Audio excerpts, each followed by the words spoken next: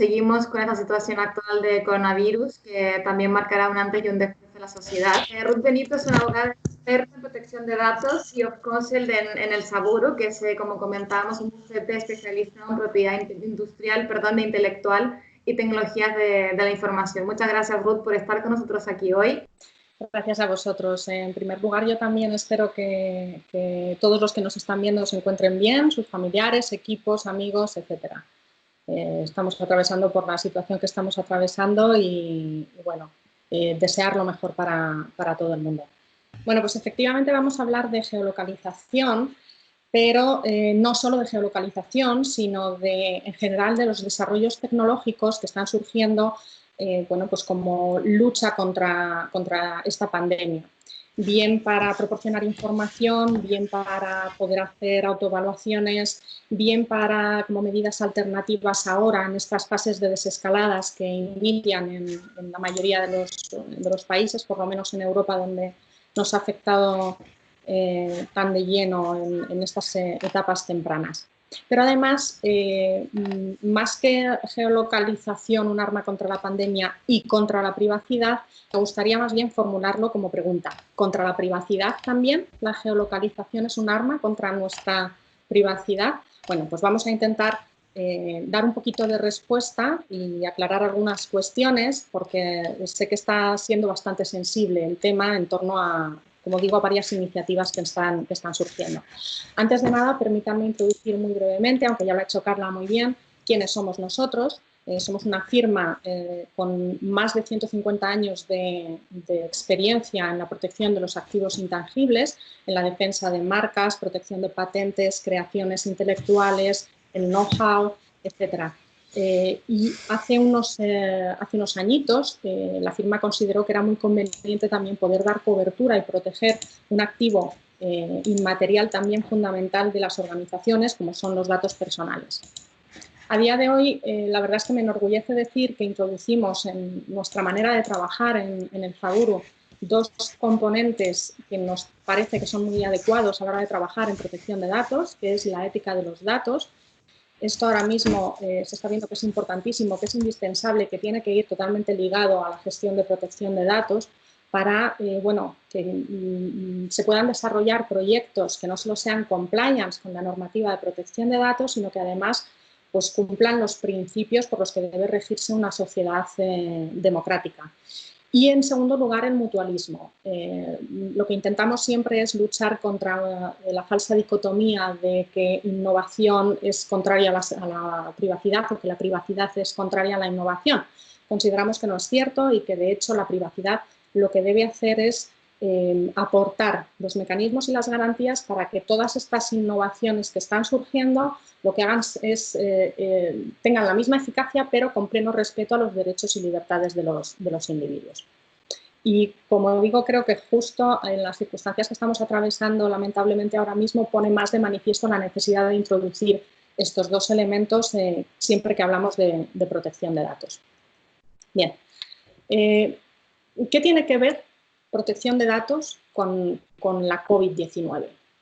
¿Qué papel juega? ¿Por qué existe esta relación y se está hablando tanto ahora de nuestros datos y de nuestra privacidad? Bueno, hace unos meses, cuando el mundo empieza a cambiar y nos encontramos con esta pandemia y tenemos que estar todos confinados en casa y aceptar unas reglas que no son normales, que no son a las que estamos habituados, se imponen una serie de cambios que afectan o impactan en nuestra privacidad, empezando por el tema del teletrabajo, por ejemplo. Y ahora, cuando se inician la desescalada, nos encontramos con que tenemos miedo a posibles rebrotes, a que esto vuelva a incrementarse y queremos adoptar mecanismos que nos protejan para evitar otra vez la propagación de contagios, una propagación desmesurada de contagios. Y es aquí cuando empiezan a surgir iniciativas de distinto tipo. Además, no quiero dejar de hacer mención a una cuestión que nos afecta a todos como individuos y es la cantidad de mensajes que estamos trasladando a las redes sociales, que parece que estamos fiscalizando a los vecinos, fiscalizando a los ciudadanos, estamos asomados al balcón y vemos quién hace las cosas mal y lo grabamos y subimos imágenes a nuestras redes sociales, y eso también afecta a nuestra privacidad, porque no tenemos ningún derecho a subir ese tipo de imágenes a redes sociales. Entonces, como vemos, bueno, pues a nivel individual, a nivel de las familias, a nivel de las empresas y a nivel de los gobiernos se están adoptando una serie de medidas, de mecanismos, o se estudia la implementación de esos mecanismos para cada uno intentar estar lo más protegidos posibles frente a esta enfermedad y frente a esta pandemia. Y entonces esto significa que tenemos que permitir que se invada nuestra privacidad para salvar así nuestra salud. No. Igual que decía que privacidad no es contraria a la innovación, privacidad tampoco es contraria a la salud, ni la salud contra la privacidad.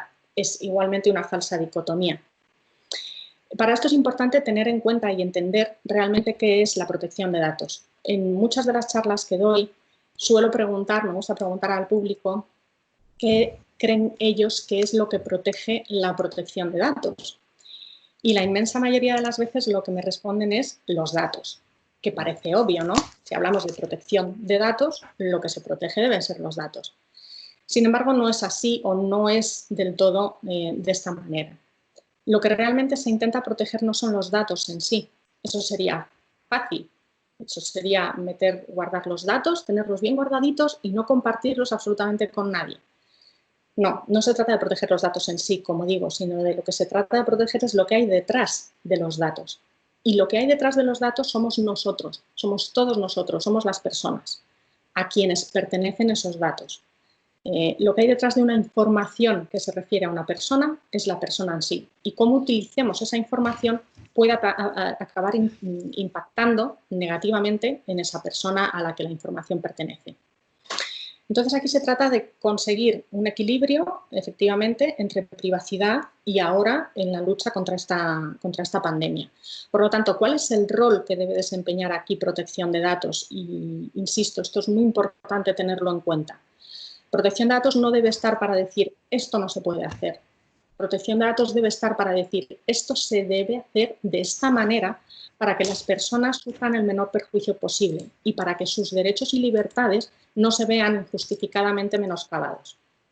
Pensemos si al miedo a perder a familiares, si al miedo a contraer la enfermedad, a quedarnos sin trabajo, si además del estrés que está generando el estar confinados en casa, si a todo eso le añadimos también las consecuencias de que nuestra privacidad, nuestra intimidad quede injustificadamente expuesta, todavía lo único que estamos haciendo es incrementar mayor dolor ante la situación que estamos todos atravesando. Y lo que privacidad y lo que protección de datos debe hacer en estos momentos es, sin perder que el foco y el objetivo es ganar al bicho, ganar esta lucha contra la pandemia, aportar los mecanismos y las garantías para garantizar que mediante el uso de los datos que se puede hacer de las personas en esa lucha contra la pandemia, estas personas no vayan a sufrir todavía más perjuicios y sus derechos y libertades se vean respetados. ¿Cómo hacemos esto? Bien, la mayoría de las legislaciones en materia de protección de datos, desde luego la europea, que es yo creo que la más avanzada al respecto, y también se suele decir que la más restrictiva, pero en mi opinión es muy flexible, la mayoría de las legislaciones avanzadas en materia de protección de datos, como digo, se rigen por unos principios que suelen ser comunes. Yo lo que he intentado aquí es sacar una fórmula para aplicar estos principios de manera que lo que podamos hacer es valorar cuáles de estos desarrollos tecnológicos son respetuosos con nuestra privacidad y cuáles no. Y un poco sirva de guía a la hora de diseñar esos desarrollos tecnológicos. Por supuesto, es muchísimo más complejo que esto, pero bueno, pues dado el tiempo que tenemos y que no nos estamos refiriendo a un solo desarrollo tecnológico en concreto o a una sola iniciativa, he sacado pues, el denominador común o la fórmula general, ¿no? Para ello, lo primero que debemos tener en cuenta es cuál es la finalidad que se quiere conseguir con ese desarrollo tecnológico. cuál es, por lo tanto, la legitimación que tiene aquel que va a llevar a cabo ese desarrollo tecnológico y que lo va a poner en marcha, el que lo va a ejecutar. No es lo mismo la legitimación que va a tener un gobierno a la legitimación que van a tener las empresas o el sector privado en determinadas iniciativas. Y, por último, hay que tener en cuenta también cómo quiere llevarlo a cabo. Eso va a ser el tratamiento de datos. ¿Qué actividad en concreto es la que va a echar a andar? ¿Cómo va a funcionar? Todo esto, además, lo debemos poner en contexto y tiene que obedecer a una situación concreta que sea real y que sea actual. No podemos sacar iniciativas o aplicaciones, etcétera, basados en un miedo a por si acaso esto sucediera. No, no. Deben hacer relación o deben estar relacionadas con una situación real y actual. Y a partir de aquí, lo que yo aplico es la fórmula de los 4 rollos de papel higiénico. Aquí en España, desde que los niños han empezado a poder salir a la calle, se nos dice que tenemos que cumplir con la fórmula de los 4 unos. Y es que pueden salir los niños con un solo adulto responsable a salir a dar un paseo al día durante un máximo de 1 hora y no más lejos de 1 kilómetro desde su domicilio.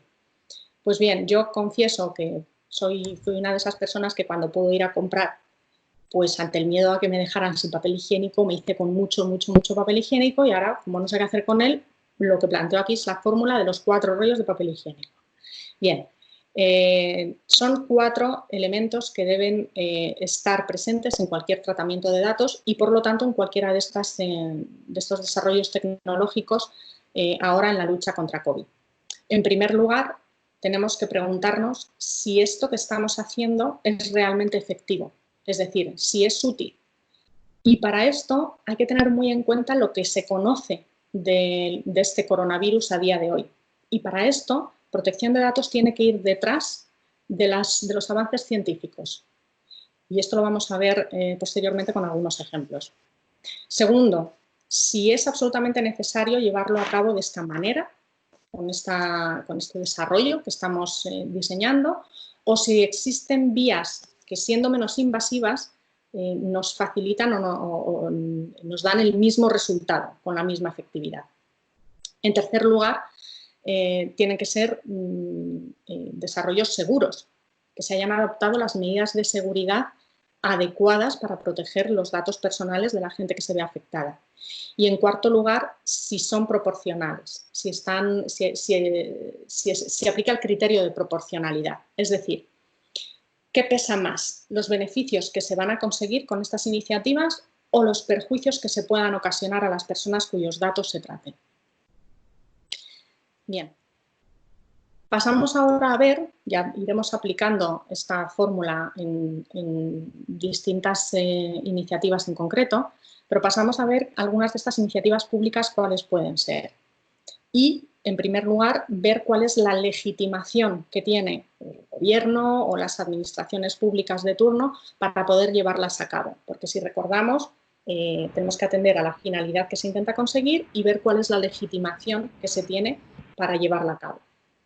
En España, por lo menos, la Constitución española recoge los estados de alarma, de excepción y de sitio, y tenemos a su vez una ley orgánica que los desarrolla. Además, tenemos ley orgánica de medidas especiales en materia de salud pública y, dependiente de todo esto, tenemos todavía más normativa en materia de sanidad que aplica en este caso y que, en definitiva, lo que viene a decir es que el Estado tiene un interés público en controlar las posibles enfermedades contagiosas, en llevar un control sobre las personas contagiadas e investigar quiénes son los contactos de esas personas que a su vez hayan podido contagiarse también, y adoptar mecanismos de control para la detección y el control precoz de la propagación de la enfermedad. Por lo tanto, en principio partimos de que existe una legitimación basada en un interés público y en garantizar el interés vital, la vida de las personas, de los ciudadanos del país, en definitiva. Pero además, internacionalmente, la Organización Mundial de la Salud también ha venido, a través de en algunas de sus asambleas anuales, ha venido promoviendo que los estados se dotasen de medidas que les hagan capaces de poder llevar a cabo ese control y detección precoz de posibles pandemias y para prevenir contagios y para parar lo antes posible esa contagiosidad. Y no solo eso, sino que además en las dos últimas asambleas llevadas a cabo en la Organización Mundial de la Salud, además se insta a los distintos Estados miembros a que implementen medidas o desarrollen medidas donde apliquen la tecnología móvil, porque han visto que realmente es bastante eficaz para la detección y el control precoz de pandemias. Y no solo eso, o sea, otros sistemas de información electrónicos en prestaciones sanitarias, etcétera. Con lo cual, bueno, pues parece que efectivamente los estados tienen ese deber, tienen esa obligación para proteger a sus ciudadanos de llevar a cabo una serie de medidas y de valerse además de las tecnologías existentes en el mercado para poder hacerlo con una mayor efectividad y una mayor rapidez. Además, la Organización Mundial de la Salud y también la normativa de protección de datos exige que todo esto se haga pues, realizando las evaluaciones de impacto sobre protección de datos que resulten necesarias. Cuando hablamos de medidas que van a impactar a un gran volumen de personas y que además pueden conllevar el manejo de información sensible, son absolutamente imprescindibles estas evaluaciones de impacto, como digo. Y no solo estas evaluaciones de impacto sobre protección de datos, sino que además deberían introducir también análisis en cuanto a la ética de estas iniciativas y de estos desarrollos, yendo un poquito más allá, no solo valorando que se cumple con la normativa de protección de datos, sino valorando también cómo pueden impactar en la vida de las personas y si pudieran generar situaciones de discriminación, por ejemplo, totalmente injustificadas. Hablamos, por ejemplo, de webs, aplicaciones, chatbots, etc. Estas webs, aplicaciones y chatbots pueden ser de distinto tipo y pueden perseguir distintos objetivos.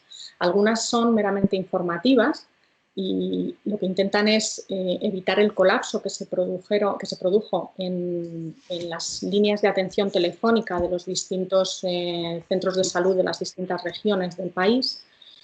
Y otras son también de autoevaluación para que la gente pues, más o menos pueda valorar si va a necesitar acudir a un médico o no. Algunas de estas aplicaciones, en el momento que el usuario introduce datos respecto a posibles síntomas, automáticamente le aconsejan pues, ponerse en contacto con su médico o incluso les conciertan la cita directamente, les dan ya cita en los sistemas de salud pública. Y bueno, otras aplicaciones de este estilo introducen también el tema de la geolocalización. Entonces, ¿hasta qué punto la geolocalización resulta aquí desproporcionada o no resulta desproporcionada? Como digo, habrá que atender a cuál es la finalidad de estas aplicaciones. Y si tenemos en cuenta que algunas de ellas lo que pretenden también es poder poner en contacto al usuario con su sistema sanitario más próximo, la geolocalización no carece de sentido, sino todo lo contrario. Y si tenemos en cuenta también que es una medida muy buena para poder valorar en qué regiones va a hacer falta más recursos sanitarios en un momento dado, desde luego la geolocalización en este supuesto es posible que no resulte desproporcionada, como en un primer momento a lo mejor nos podía parecer. Como digo, depende del tipo de aplicación, de cuál es el fin que se pretende conseguir, etc. Importantísimo en cualquiera de estas iniciativas la información, la transparencia.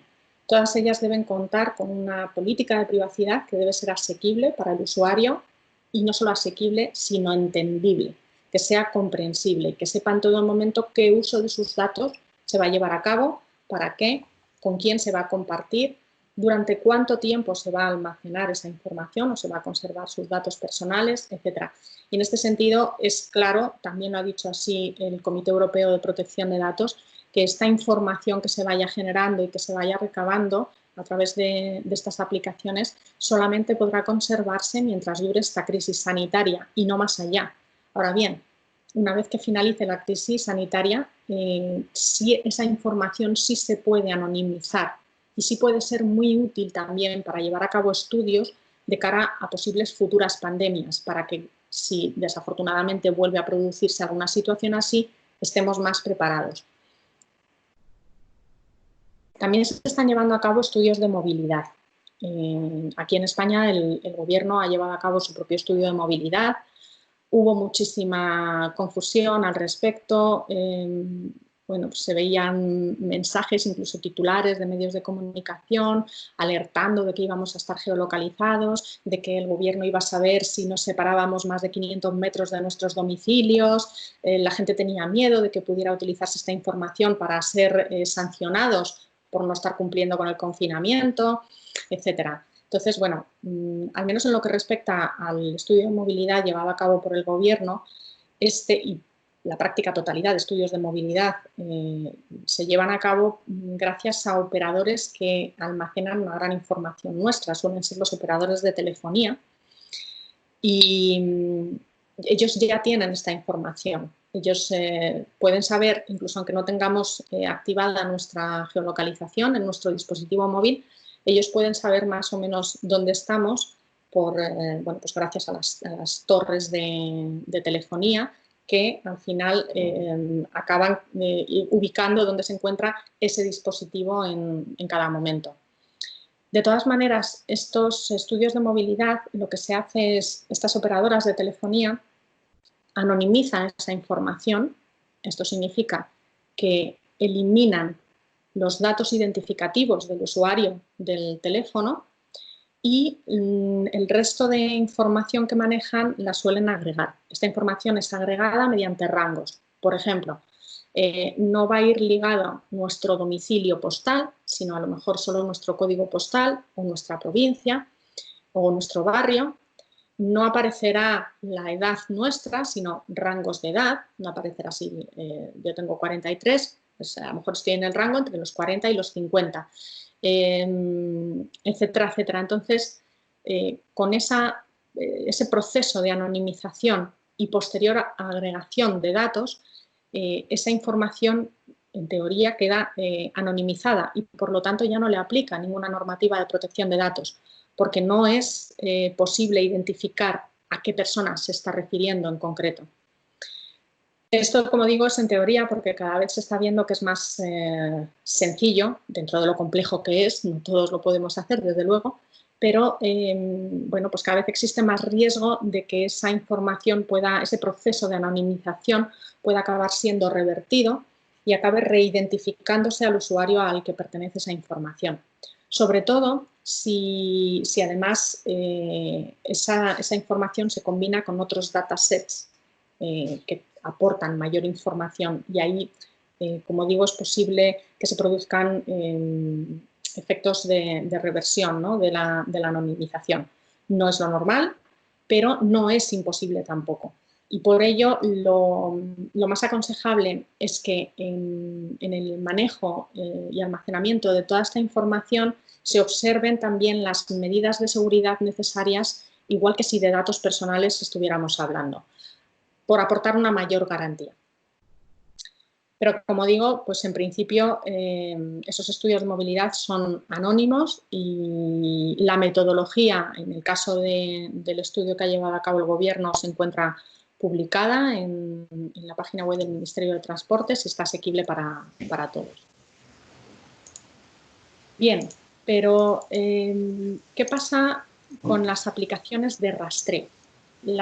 Aquellas que intentan detectar quién está contagiado y, a su vez, saber con qué personas y en qué lugares ha estado esa persona contagiada para poder actuar de manera rápida.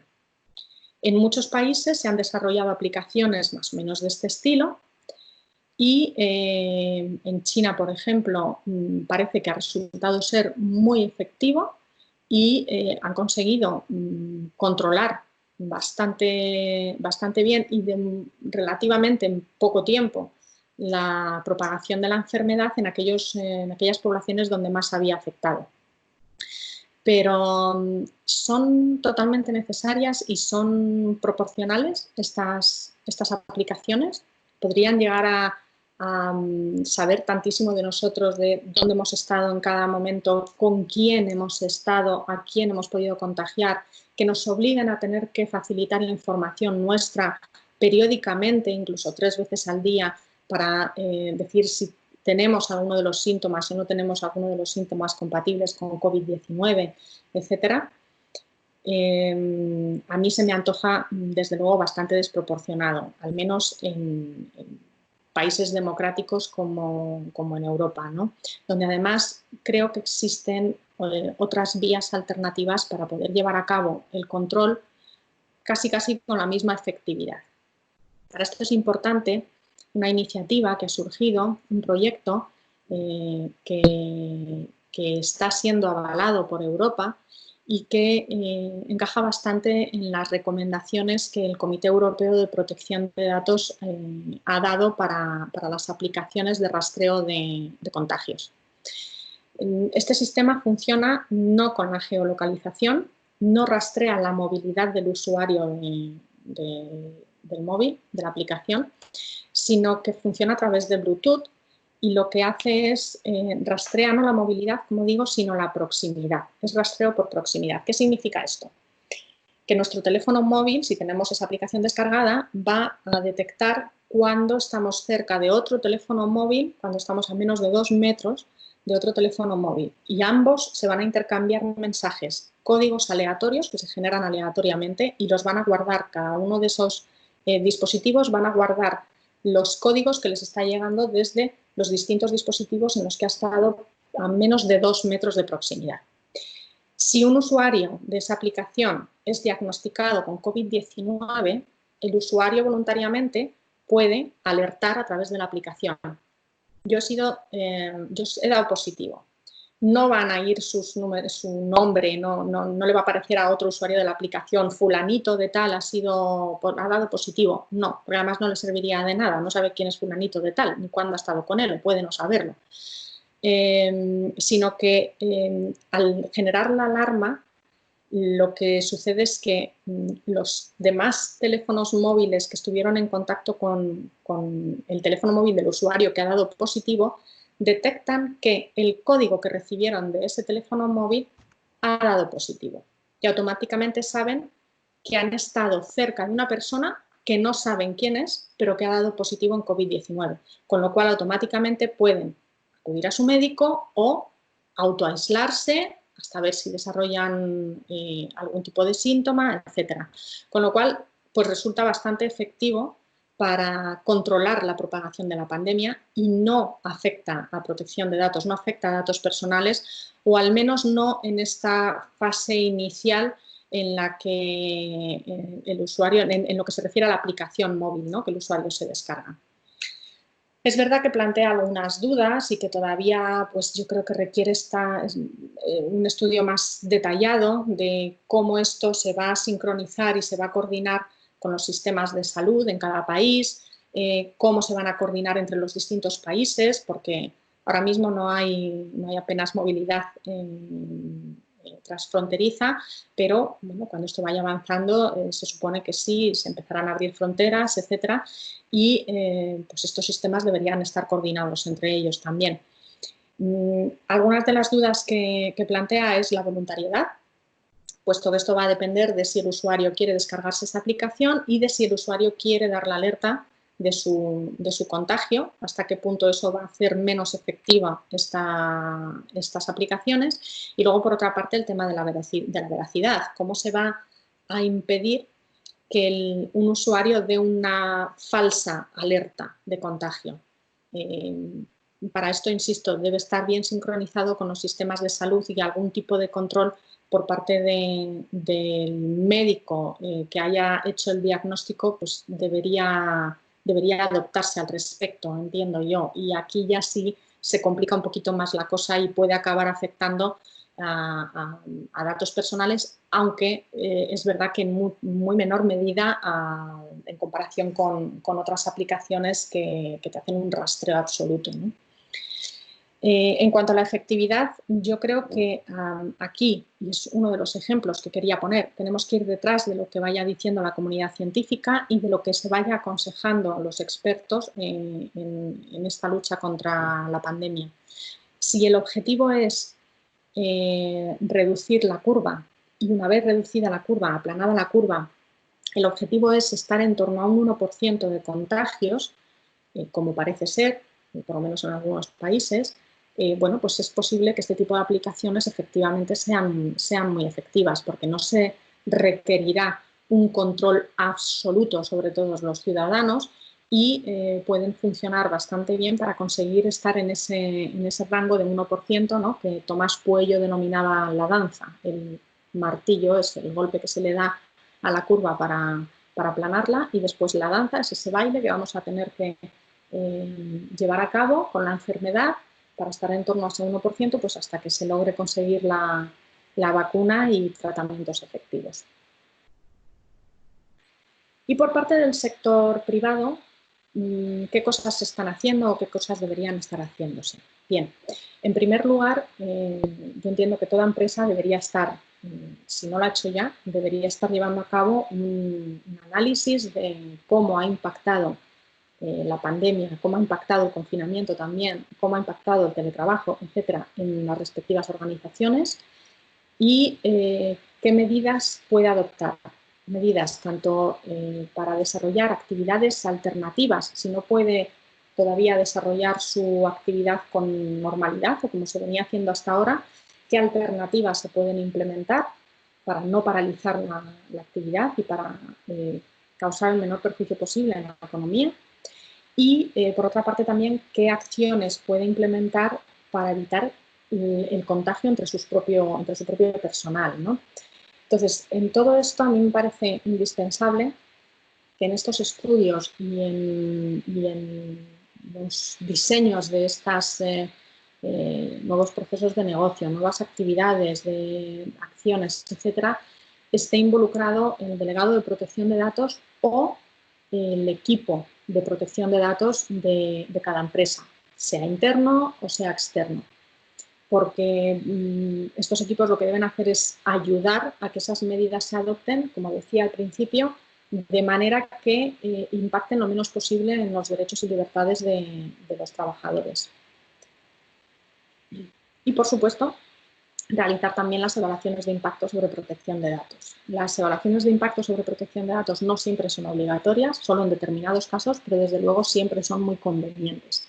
Y como digo, cuando hablamos de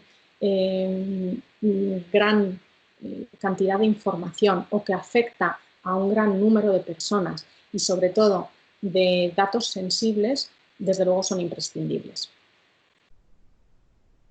Bien, pero ¿pueden las empresas tratar datos de salud de sus empleados y a lo mejor de los clientes también o de los visitantes, de quienes accedan a sus locales, a sus instalaciones o establecimientos?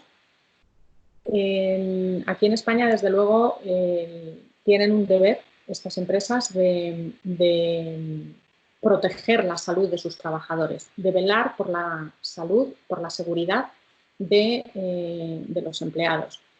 Y desde ese punto de vista sí están legitimados para llevar a cabo determinados tratamientos. Lo que pasa es que con unas particularidades. En principio, los datos de salud los deben poder manejar únicamente personal sanitario, las mutuas o los servicios de prevención de riesgos laborales, pero no la empresa en sí. En este punto me gustaría hablar del tema del pasaporte de inmunidad, que parece que se está poniendo tan de moda y están surgiendo muchas voces abogando por utilizar un pasaporte o acreditación, ¿no?, para inmunizados, para saber con qué personas o qué empleados pueden contar para reiniciar la actividad. En cuanto a este punto, de nuevo tenemos que ir detrás de lo que dice la comunidad científica y de lo que se sabe hasta ahora de este virus, y la Organización Mundial de la Salud acaba de alertar de que no existe evidencia de que quien haya sufrido la enfermedad y haya vencido al virus haya contraído una inmunización suficiente, o no se sabe todavía muy bien durante cuánto tiempo se tienen estos anticuerpos en el organismo, ¿no? Y por lo tanto van a defendernos de posibles recontagios. Y por ello, además, la propia Organización Mundial de la Salud dice que lo del pasaporte de inmunidad hoy por hoy no tiene sentido. Y efectivamente no tiene sentido, como digo, por estas razones, pero además cualquier iniciativa de este estilo, pasaporte de inmunidad o cualquier etiquetado de las personas entre contagiados, no contagiados, inmunizados, etcétera, implica una serie de cuestiones éticas de hondo calado. Y yo creo que esto debe ser estudiado con muchísimo detalle, que debe valorarse qué posibles situaciones discriminatorias pueden dar lugar tanto en la propia empresa como fuera, si esa información sale fuera del entorno laboral. Si, por ejemplo, lo que se va a propiciar es a que haya gente que intente buscar contagiarse para pasar la enfermedad cuanto antes y ya poder volver a su puesto de trabajo, hacer vida lo más normal posible, etcétera. Y, por supuesto, como digo, otro tipo de consecuencias que hay que valorar muy bien antes de adoptar cualquier medida de este estilo. Insisto en que a día de hoy parece que además no tiene sentido mientras no se sepa que efectivamente se genera una inmunización suficiente o por lo menos duradera en el tiempo. Y en cuanto a otras medidas que se pueden adoptar por las empresas, controles de temperatura en los accesos a las instalaciones, ¿no? Tanto de los empleados como de posibles visitantes, etcétera. Yo, respecto a los controles de temperatura, estoy viendo que se están implementando en muchísimos sitios, incluso en establecimientos públicos, de cara a los clientes a la hora de entrar en estos establecimientos o en estos locales. Pero a mí me genera mucha duda de su efectividad, porque hemos visto que hay contagiados que son totalmente asintomáticos, no están enfermos porque no desarrollan síntomas, pero sí están infectados y sí pueden a su vez contagiar a otras personas. Entonces, el control de temperatura no es efectivo para estas personas. Se pueden colar asintomáticos a través de estos controles. Y no solo asintomáticos, sino que, bueno, una persona enferma no está continuamente con fiebre o puede tomar medicación que haga que durante unas horas esa fiebre le haya remitido. Entonces, establecer este tipo de controles en las entradas a establecimientos podría dar lugar a que se permita el acceso a gente que realmente sí que está contagiada y que por contra no se permita el acceso a gente que tiene fiebre pero que la tiene por otras causas distintas a COVID-19. Y en cuanto a los test o análisis, aplicamos aquí de nuevo también la fórmula de los 4 rollos de papel higiénico y nos centramos, como digo, en la efectividad y en la necesidad. Ya hemos visto la efectividad con los controles de temperatura. A mi modo de ver, pues no es de las medidas más efectivas que se pueda implementar, aunque desde luego reconozco que se están poniendo muy de moda. Y en cuanto a los test, bueno, en primer lugar, las autoridades sanitarias ya han advertido que los test o análisis deben ser realizados por profesional médico, por profesionales sanitarios que sepan cómo interpretar los resultados que arrojen los test y que lo sepan interpretar con otra información que contextualice la situación del enfermo. Y por otra parte, a mí se me plantea también la duda de si tenemos a día de hoy cantidad suficiente de test como para hacerlos de una manera que resulte efectivo. Es decir, ¿puede una organización hacer test diarios a todos sus trabajadores? Yo lo dudo mucho, porque parece que no hay suficiente abastecimiento. En cualquier caso, como digo, deberían ser realizados por la mutua correspondiente, por personal sanitario y lo que sí me parece efectivo es que se lleven a cabo revisiones médicas. Lo que sí creo que deberían estar haciendo las empresas es la mutua correspondiente o a través del sistema de prevención de riesgos laborales llevar a cabo unos protocolos por los que se examine a los trabajadores, ver cuáles pueden ser trabajadores de alto riesgo que conviene que no vuelvan a la empresa a trabajar, que si es posible que sigan teletrabajando, porque ha sido posible teletrabajo, lo sigan haciendo así. Y esas revisiones pues deberán ser periódicas, efectivamente, para ir haciendo un buen seguimiento. Por lo demás, creo que de lo mejor, según lo que sabemos ahora mismo de la enfermedad y de cómo se comporta el virus, de lo mejor que se puede implementar sigue siendo el distanciamiento de 2 metros aproximadamente, mascarillas si no se puede implementar ese distanciamiento, y lavado de manos, etcétera. Y eso sí, se puede implementar también medidas informativas y de concienciación en las empresas, e incluso que diariamente deban asumir o deban firmar una declaración de responsabilidad en la que se les indique: no podrás acceder al puesto de trabajo si has tenido alguno de los síntomas compatibles con COVID-19 o si has estado en contacto con una persona que sabes que está contagiada, etcétera. Y apelar un poco más a la responsabilidad de cada uno de nosotros. Como digo, esto es según lo que sabemos ahora mismo del virus, y que habrá que ver con qué avances científicos se van produciendo, qué más se conoce para saber qué medidas pueden ser efectivas a la hora de implementarlas o no. También en el entorno empresarial, y no solo empresarial, a nivel educativo, el teletrabajo y el telestudio. Nos encontramos ahora muchísima población teletrabajando desde casa y muchos niños y adolescentes estudiando también desde casa. Y bien, las organizaciones responsables lo que deben asegurarse es de que estas personas van a poder trabajar en entornos seguros, mediante accesos remotos seguros, con securización de las comunicaciones, y es importante aquí también tener en cuenta si se van a implementar medidas de monitorización, pues por ejemplo con respecto a los empleados, para controlar que cumplen con su horario, y con respecto a los estudiantes, por ejemplo, también a la hora de hacer las evaluaciones y los exámenes. Se está discutiendo muchísimo en la comunidad educativa y en las universidades. A través de los rectorados creo que han sacado un protocolo de cómo, qué poder hacer para valorar si un estudiante está haciendo trampas o está copiando en un examen, si se les puede videograbar, si se les va a exigir que tengan la webcam activa, si se les va a exigir que envíen fotos periódicamente de cómo están haciendo el examen, etc.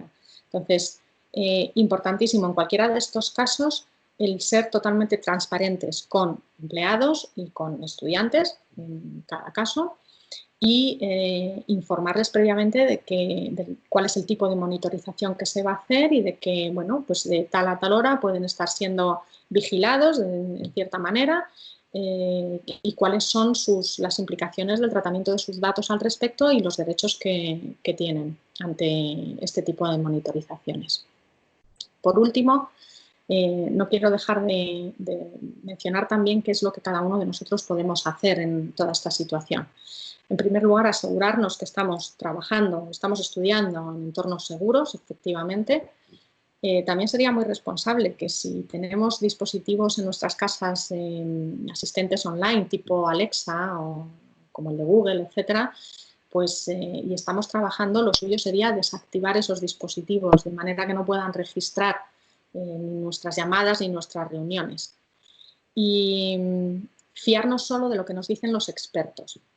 Yo sé que esto es complicado, y además es complicado porque bueno, pues hay también mucho pseudo experto o cuasi experto que no es que estén dando precisamente los mejores consejos, ¿no? Entonces, yo en este punto lo que les recomiendo es que sigan las noticias, las instrucciones y las recomendaciones de las autoridades de control en materia de protección de datos en cada país.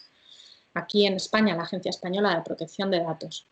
Si nos vamos a descargar alguna aplicación, vamos a ser usuarios de aplicaciones o de páginas web de autoevaluación o de información, etcétera, como las que hemos estado viendo, es importantísimo también leer los términos y condiciones y los avisos o políticas de privacidad de estas aplicaciones, de estas tecnologías, para saber en un momento dado qué es lo que podemos hacer. Desde luego, si carecen de esa política de privacidad, yo no me fiaría de ellas. Y si no somos capaces de entender qué es lo que nos están diciendo en esa política de privacidad, preguntar. Si seguimos sin entender, tampoco me fiaría de ellas, porque deben intentar manejar un lenguaje lo más comprensible posible, precisamente para generar confianza en el usuario. Exigir evaluaciones de impacto sobre protección de datos. Como digo, sobre todo en aquellas iniciativas públicas deberíamos poder exigir que esas evaluaciones de impacto se hicieran públicas, porque ahí es donde se contemplan cuáles son los riesgos para cada uno de nosotros y cuáles son las medidas de seguridad y las garantías que se han adoptado para protegernos frente a esos riesgos. Si creemos que nuestros derechos se han visto vulnerados, que nuestra privacidad se ha visto menoscabada o invadida, siempre podemos acudir a las autoridades de control respectivas. Insisto, aquí en España, la Agencia Española de Protección de Datos. Y por último, también quiero hacer un llamamiento a cada uno de nosotros para no compartir en las redes sociales ni vídeos ni fotografías de gente que, aunque nos pueda parecer que están infringiendo el confinamiento o que infringen las reglas de las que nos estamos dotando, cada una de estas situaciones puede tener su explicación, o aunque no la tengan, no somos quien para fiscalizar estas conductas ni para ponerlas en evidencia. Y es más, puede suponer un incumplimiento por nuestra parte en materia de protección de datos, de derecho a la imagen, de derecho al honor y de derecho a la intimidad también, con lo cual podemos estar siendo nosotros más infractores que ellos. Si tenemos sospecha, la denuncia a las fuerzas y cuerpos de seguridad de la policía. Fuerzas y cuerpos de seguridad del Estado, policía, guardia civil, pero no a las redes sociales. Y con esto he terminado. Muchísimas gracias por la atención y, bueno, pues si tenéis alguna duda, yo encantada de poder responder ahora mismo lo que haga falta. Bueno, Ruth, muchísimas gracias, sumamente interesante. Yo creo que esto es para hablar 2 horas o toda una tarde, porque creo que es un tema que nos está llevando a todos cada día más, lo vemos más cercano a nuestra realidad o somos más conscientes de que esto nos está pasando y que va a pasar muchísimo más. Hay un montón de preguntas. Invito a Tamara para que ella las haga. Por favor, Tamara. Y bueno, tenemos 10 minutos, queremos ser súper puntuales, entonces las personas que pues no hayamos podido responder, no sé, Ruth, si quieres después a través de privado, pues responder a ellos. Tamara, cuando quieras. Nos estaba preguntando Alberto Borrego, que es socio además de La Coruña, aquí en Galicia, sobre la app de rastreo. Nos pregunta si debe hacerse voluntariamente o podría actuar el sistema sanitario sin necesidad de contar con el consentimiento del afectado. Vale, muy bien. Pues como digo, yo creo que a lo que tenemos que estar es a qué es lo que se pretende conseguir. ¿Qué pretendemos conseguir? ¿Erradicar completamente la enfermedad? Porque si pretendemos erradicar completamente la enfermedad, lo cual es sumamente complejo, a lo mejor sí que es necesario que estas aplicaciones fueran de obligada descarga y de obligada implementación en cada uno de nuestros dispositivos.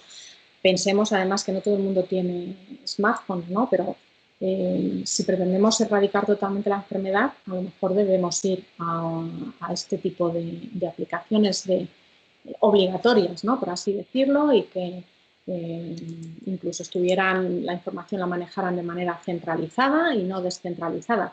Pero si lo que pretendemos es conseguir un equilibrio y que, bueno, pues convivamos con la enfermedad en un punto en el que seamos capaces, porque nuestro sistema sanitario no se colapse y vayamos avanzando en los posibles tratamientos y ganemos tiempo para conseguir la vacuna y al mismo tiempo vayamos consiguiendo cierta inmunización, yo creo que si el objetivo es ese, no sería necesario tampoco que estas aplicaciones fueran obligatorias, pero esto requiere un estudio pormenorizado, desde luego, que ahora mismo no somos capaces de llevar a cabo.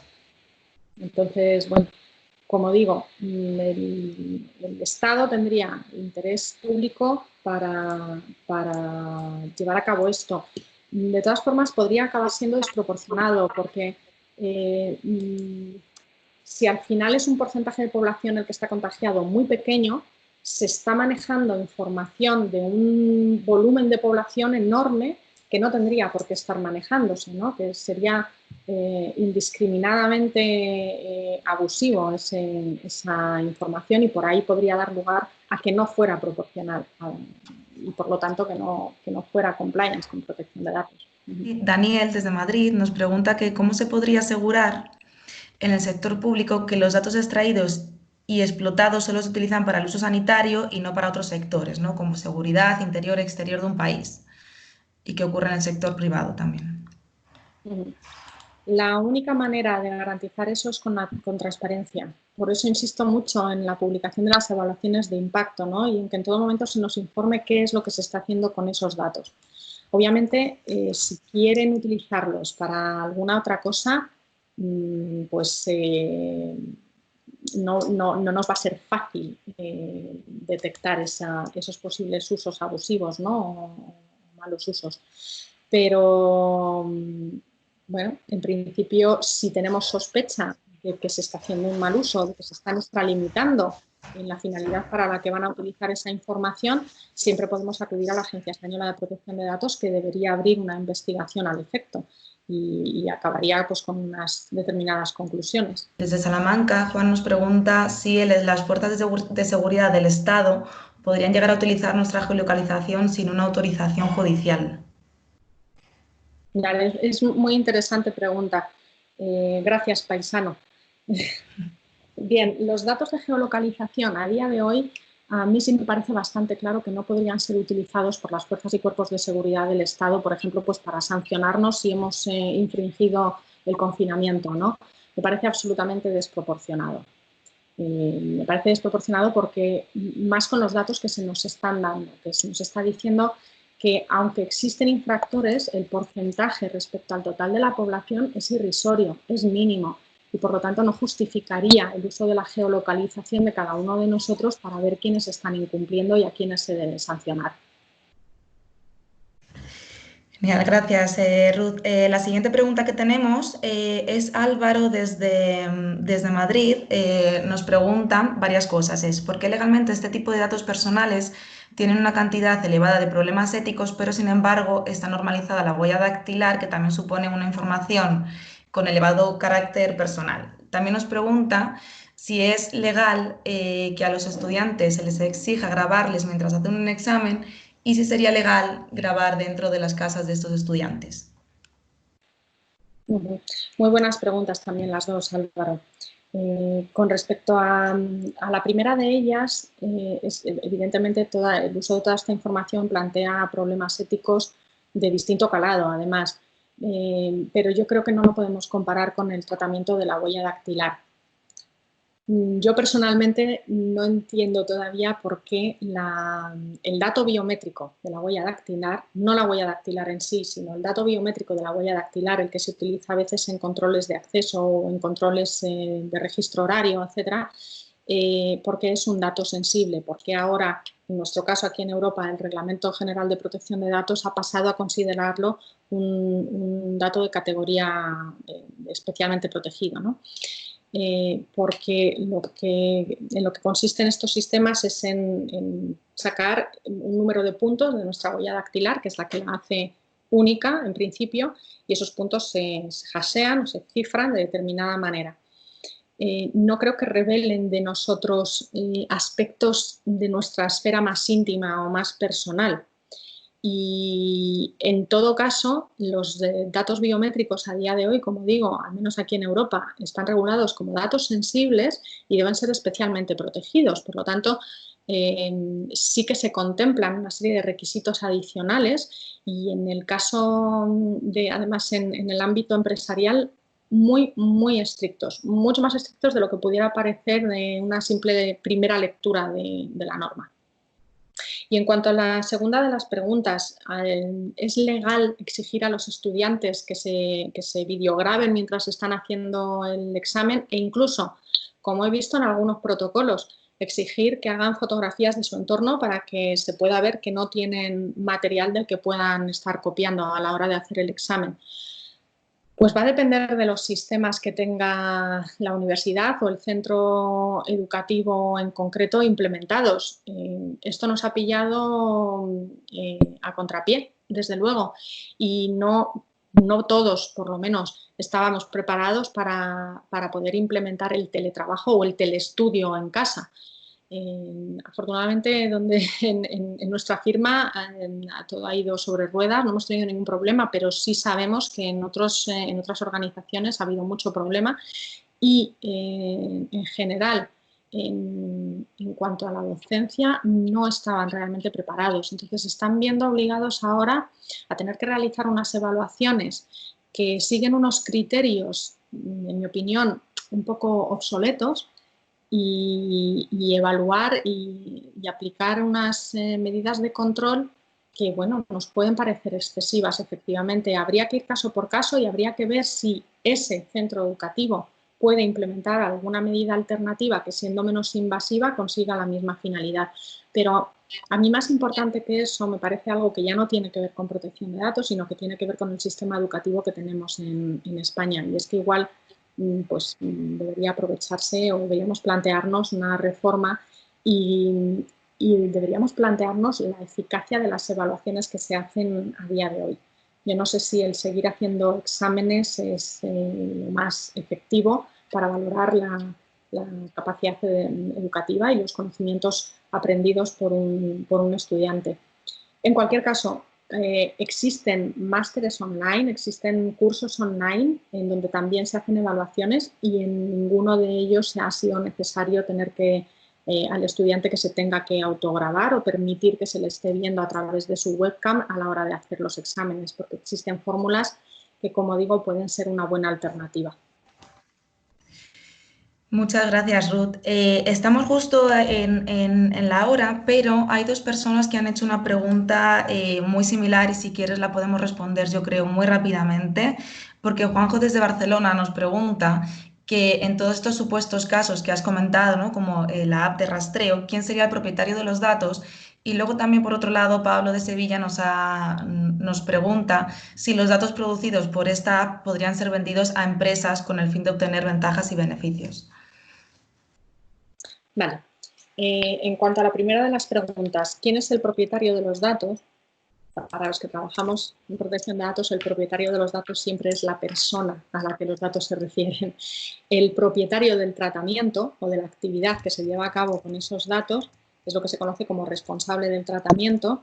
En el caso de las aplicaciones de rastreo, lo será el titular de la aplicación, el que la ha puesto en marcha, no el proveedor que la desarrolla, ¿vale? Ese proveedor, como mucho, pues será un encargado de tratamiento. En el caso de los estudios de movilidad, las operadoras de telefonía se les está considerando encargados de tratamiento, pero no son responsables del tratamiento. El responsable del tratamiento, el propietario de ese tratamiento y el que debe garantizar que se cumple con la normativa de protección de datos es el que decide cómo se van a utilizar esos datos y para qué se van a utilizar. En el caso de la aplicación de asistencia COVID-19, que es la aplicación del Gobierno de España, el responsable es el Gobierno de España, en concreto, si no recuerdo mal, el Ministerio de Sanidad. Y en cuanto a si se pueden vender los datos generados a través de estos desarrollos a terceros, en principio no. Hemos de partir que no se pueden vender. Pero una cosa muy interesante, y por supuesto no se pueden vender si no se han anonimizado previamente. Me refiero,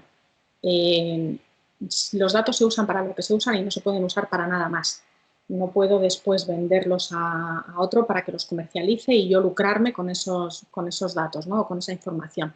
Pero estamos hablando de datos personales. Y aquí es muy importante distinguir, porque toda esta información que se está generando luego puede resultar muy, muy valiosa, como digo, para hacer frente a posibles futuras pandemias o posibles futuras crisis similares, etc.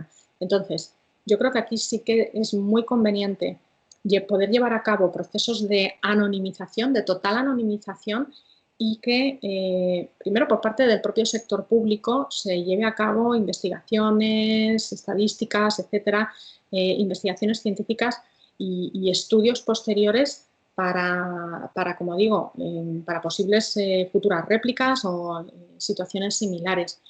Pero incluso en esas situaciones yo creo que si se echa mano del sector privado debería ser a modo de proveedor, ¿no? Que siga siendo el sector público quien dirija esas iniciativas. Ruth, muchísimas gracias. Estamos ya en la hora. No te imaginas la cantidad de preguntas que tenemos aquí. El tema es súper interesante. Oye, pues reiteramos el agradecimiento, Ruth, Pilar, a vosotros, al Saburu, por confiar en la Fundación Everis, a todas las personas que se han conectado, que realmente no baja el número, es espectacular, más de 200, casi 250 personas. Gracias por el tiempo, gracias a todos por compartir un día más este tipo de charlas que sabemos o consideramos que son muy interesantes para los momentos en los que estamos viviendo y lo que cambiará algo de nuestras vidas.